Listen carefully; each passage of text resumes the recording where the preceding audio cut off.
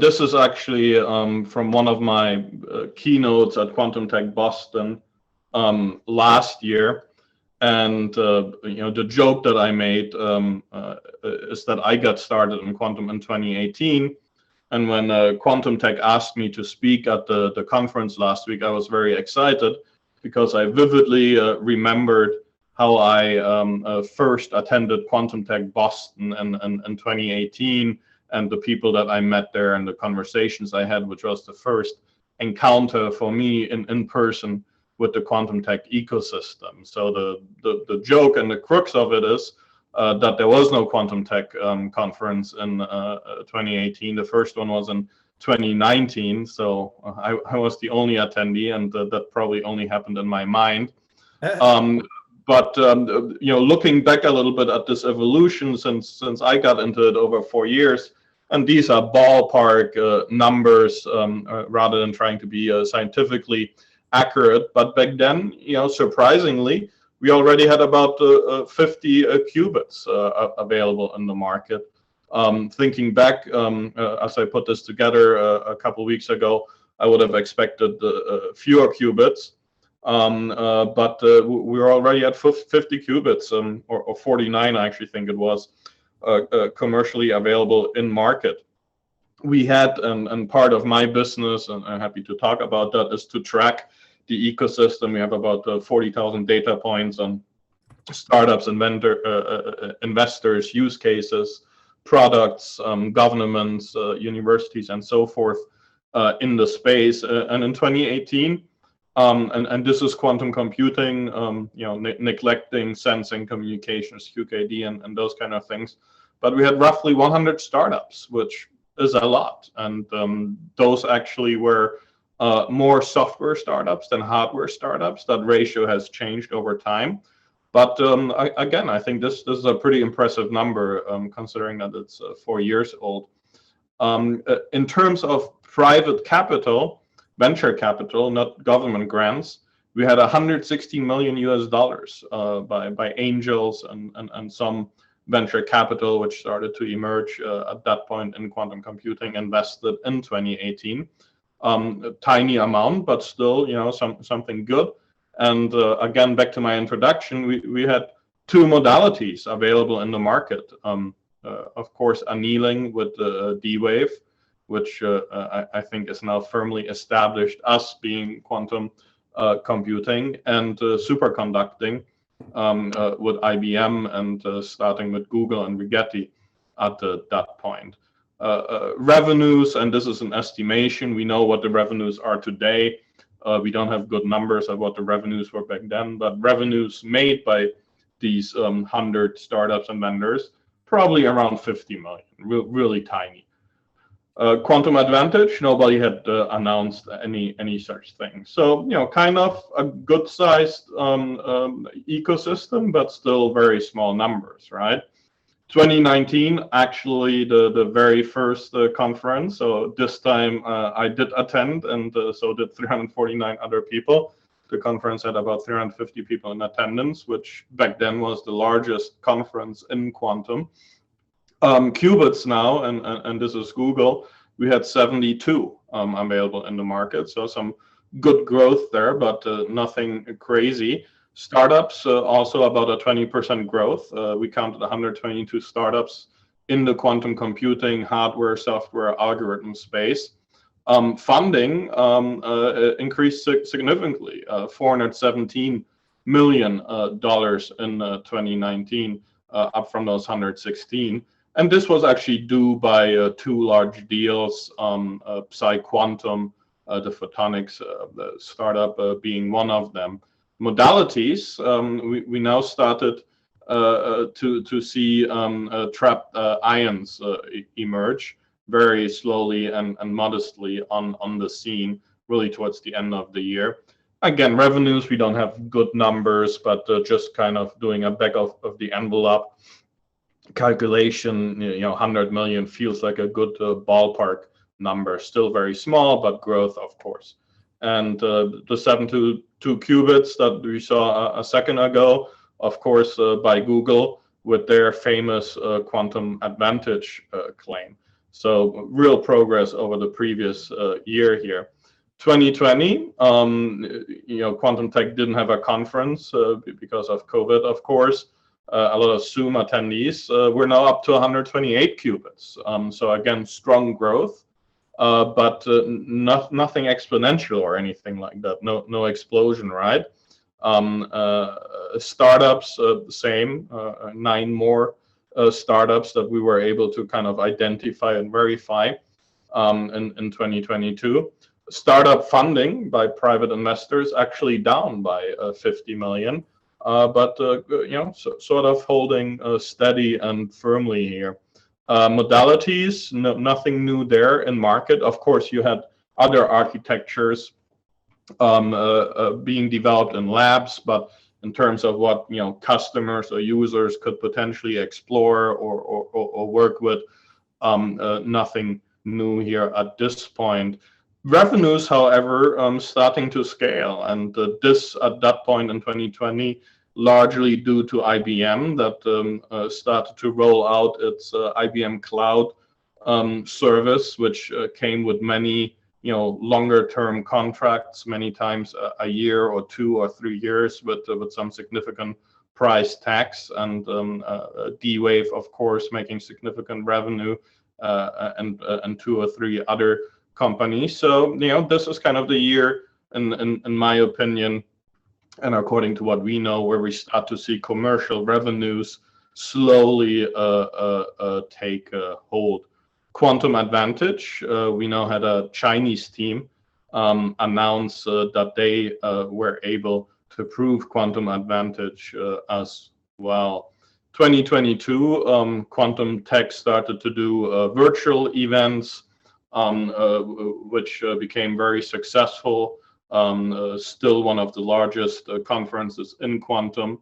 Interestingly, here is I don't really think we could verify very many more qubits compared to the previous year, and this is also due to the fact that things changed from measuring qubit count, and this is the year where quantum volume came out, to other performance metrics, and the focus shifted from increasing the sheer volume to increasing the performance of these qubits. So no real growth in number of qubits, of course, a significant growth in other quantum computing performance metrics. Startups, again, small little growth, but the message here is, many times I read on LinkedIn or in some article in Forbes that everything is exploding. That's just not the case. Things are healthy, things are growing, but no explosion. This number tripling, so maybe that qualifies as an explosion, but it's still a tiny number compared to I live in Miami, crypto capital of the world. Crypto and blockchain was about 17 billion in venture capital. Something like AI is 89 billion in venture capital investment. So still an overall tiny number, and still driven by only a handful of deals. And this is, of course, when we saw the first SPAC deal that skews this number. So very, very healthy growth, in my opinion. Still no explosion. What is exploding, maybe a little bit, in my opinion, is the different types of architectures. We now had 2 other architectures joining the market with NV diamonds and neutral atoms that made their kind of first steps into the commercial market, at least under privileged terms with some users. And again, that is a real breakthrough. And today, all of these are available in the cloud and freely accessible, which in my opinion is a huge breakthrough. Revenues, the $50 million increase we put here. Again, no explosion. They are growing, but nothing too crazy in our opinion. Quantum Advantage, a second Chinese team that was able to publish a paper in Nature themselves to show Quantum Advantage as well. 2022, so this year, the data that we presented last week, probably about 350 attendees, a little less than we put on the slide here. Qubits, the most recent announcement from Querica Computing, a neutral atom company with 256 qubits. And the quantum volumes, if you were to look at that metric, IBM just announced a new record. Quantinuum with their Honeywell H12 machine announced a new record. So this is really growing very significantly. Startups, again, growing, but there is no huge explosion, and this stays a small ecosystem. Funding for this year, we expect about $3 billion in venture capital. This depends a little bit on 2 or 3 SPAC deals that we are expecting this year. However, SPACs are getting a lot of bad press and are starting to be more tightly regulated. And if 1 or 2 of these SPAC deals that we expect don't go through, this number, frankly, might be half or just a little bit more than that from what we project here for 2022. Modalities, we're still at 5. There's nothing new. Of course, we saw some fantastic announcements by Microsoft in terms of what they do with the topological quantum computing and a couple other things, but nothing else in the market that is available today. Revenues, and this is a relatively hard number based on our survey that was done last year, 490 million based on 1,300 respondents that are either vendors or users of quantum computing. So again, growth here, healthy growth, no explosion, and still a relatively small number if you compare it to other technologies, right? Quantum advantage, our friends at Xanadu, which was very exciting, themselves published a paper showing quantum advantage on a photonic modality. And then we finished with kind of a projection for 2023. If we were to go back to the conference, of course, we hope for a lot of attendees for the conference. We're not involved with them, but it's a great event that I encourage everybody to participate in if you have the opportunity. Qubits, and here we go by the published roadmaps. This, of course, is IBM with their Eagle and Condor ship, and they name all their releases with weird bird names, which is very funny and cute. But here we expect to hit 1,121 qubits. So this would be significant. The growth in quantum volume, had we mapped that out instead of a qubit count, would be even more impressive. And this is really where we see anything that might resemble an explosion or really a breakthrough when it comes to quantum. Startups, we're actually putting that number down. We're starting to see some consolidation in this space. There have been at least 5 or 6 acquisitions of startups by larger startups or vendors just in the last few weeks. We expect that to continue to go on throughout the year. We also expect to see a few companies fold just because they run out of money or energy and desire. Many have been at it for several years, and of course, it's never easy to do startups and especially build this kind of technology. So we expect this to go down a little bit, which is healthy and good. Funding, we put up to $2 billion compared to the $3 billion. What we do see is a trend to much larger venture capital checks away from early stage and seed funding to later stage A, B, and C rounds. And these SPAC deals are going to go away. So we expect 2022 to kind of be a peak for a couple of years, things to go down a little bit, but just kind of hit another growth curve and continue to grow from there. Again, compared to other technologies, a tiny number, of course. Modalities, we don't expect any new modalities in market, nothing on the horizon for the next years that really is close to market maturity.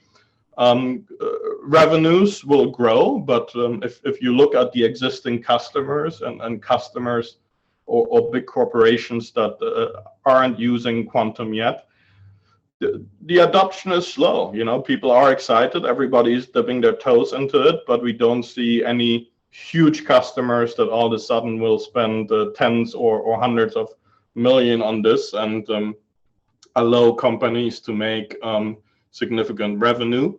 That might be different in areas related to quantum security, but in quantum computing at least, we expect growth, but again, nothing huge. Quantum Advantage, we added 5 companies here. We know at least a handful of startups that you know, aren't actively working on publishing Quantum Advantage, but that believe that with the systems that they will be releasing over the next 12 to 18 months, they will hit that milestone. So we expect that number to go up as well. So if you look at kind of these ballpark numbers, I think it's a very healthy ecosystem. It is definitely growing significantly. It is definitely not exploding, as you read again in the press and on social media many times by any metric.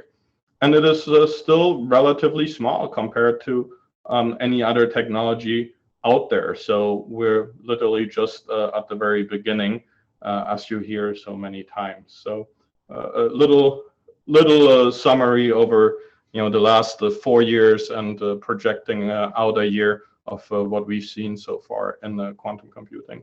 Yeah, this is awesome. Okay, now it's showing. So if you could just keep that for a sec, because you were talking about it, it wasn't showing it quite at the minute. Now, many of you know, I've come on the record, I do believe quantum is a government initiative. So in the early 80s, you know, NSF was the first to fund. And these are awesome. You know, these are basically industrial numbers. Now, I try to tie these things together as far as like there's a 2020 through 2025 $1 billion that the government's putting into quantum and AI. And then so in 21, André said we got the 3 billion. So there's a Frontier Act that might pass, and that's another 100 billion too. So it's really important to, don't get caught up with the hype. You know, a lot of the Forbes stuff tends to be a lot of the hype, but you know, there's other factors, you know, government stuff. Now, does anybody have any questions for a speaker right now?